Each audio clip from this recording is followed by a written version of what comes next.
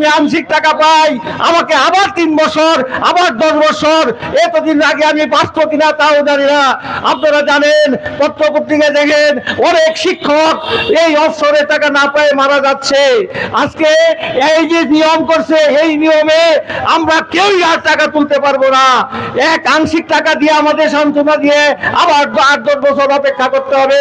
কাজে আজকে এই সাংবাদিক ভাইদের মাধ্যমে সরকারকে জানাতে চাই, এই ভাউতাবাজি প্রস্তাব প্রত্যাখ্যান করেন এবং অবসরপ্রাপ্ত শিক্ষক যারা আছেন আপনারা তৈরি হন।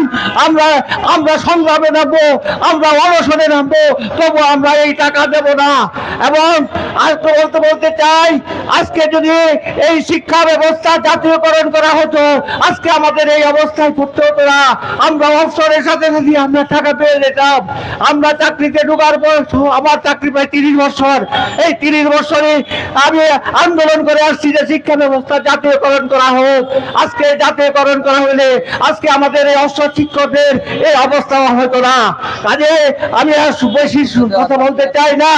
আপনারা অবসর শিক্ষক যারা আছেন আপনারা রেডি হন। এই আংশিক টাকা আমরা নেব না, আমরা প্রত্যাখ্যান করে আংশিকভাবে টাকা নেন। আমাদের পূর্ণ টাকা দিতে হবে, অল্প সময়ের মধ্যে অল্প থাকবে, এই আশা ব্যক্ত করে আমার বক্তব্য শেষ করলাম।